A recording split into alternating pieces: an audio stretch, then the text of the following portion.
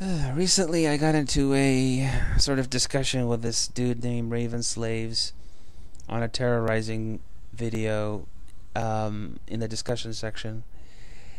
And the heated discussion had, if you want to call it that, had something to do with Raven Slave's statement. One, Thunderfoot's criticisms of how the world works, or as I prefer to call him, Lee Doran. Thunderfoot's criticisms of Lee Doran are invalid because how the world works relies on what's called ad hominem attacks. If that term disturbs you, we'll define it a little later, or you can go Google it yourself, but it's kind of an important point. I'll get back to that in a second. He's saying that our friend Thunderfoot relies on ad hominem attacks. And so therefore, Thunderfoot's videos on politics and economics cannot really be trusted. He went so far as to say that Thunderfoot's videos are only reliable when it comes to science. So somehow Thunderfoot is smart enough to know what's going on in the world of science, but in the far easier world of social science, and it is far easier, by the way. I'm not a hard scientist at all. I'm in social science, and I can tell you without an ounce of doubt or compunction that social sciences are far easier than the hard sciences. But anyway, so what our friend Raven Slaves is trying to say about our other friend Thunderfoot is that you shouldn't pay any attention to him when it comes to non-science videos, because what he does is he makes these videos about Lee Doran and just basically says Lee Doran is wrong because he's an attention whore. And that's the simplest way I can define what an ad hominem attack is. An ad hominem attack is when you say that somebody's belief or premise is wrong because there's something wrong with that person. Well, that could take many forms, that what's wrong with the person. For example, I can say, this is an important example, I can say how the world works with Lee Doran is wrong when he talks about several economic issues, cap and trade, or greenhouse gases in general, or taxes, or healthcare. He's wrong because Lee Doran is a known chronic masturbator that watches Japanese bondage porn. You see what I did? I basically attacked the person. But attacking the person isn't enough. I had to imply that not only is that statement true, but if it were true, it would by necessity invalidate how the world works' premises or beliefs.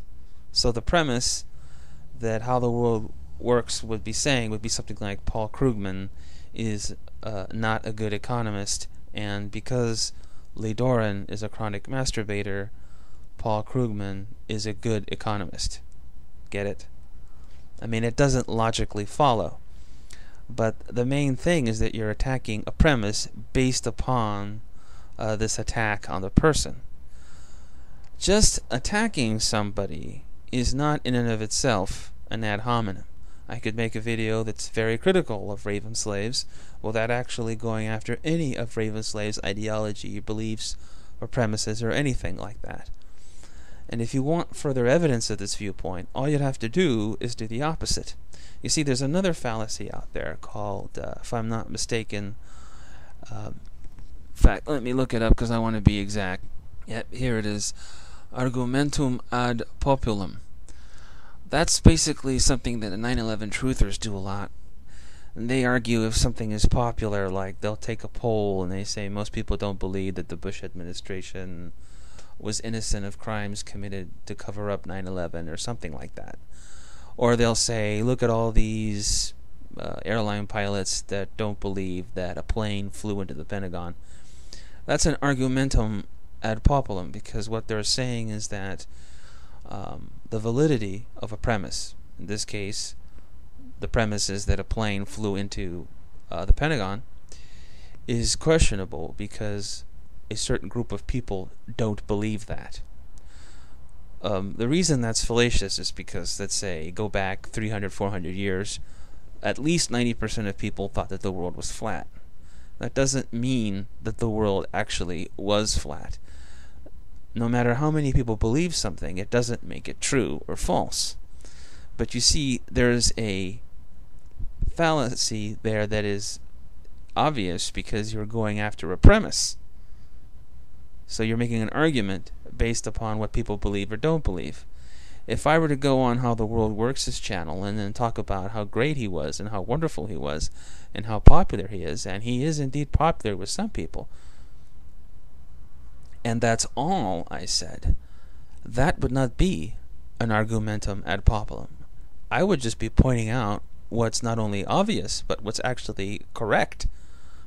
But there's no argument there. Absolutely none. So the way to test this, Raven slaves, if you're watching, is simply to try to do this with a positive face. In other words, I could just simply go to Thunderfoot's videos and talk about how popular he is. It's that which is actually true. It's only when I try to disprove or prove his premises by the very fact that he is popular, or conversely unpopular, that I have engaged in a fallacy. Otherwise, there is no frickin' fallacy. Get it through your skull. Well, that's it. Thank you very much, and I look forward to some further discussions perhaps on this. It may be a little bit unfair of me to claim that mostly right-wingers use this technique of misapplying ad hominem accusations, but that's been my experience online. Anyway, see you guys in the future. Bye-bye.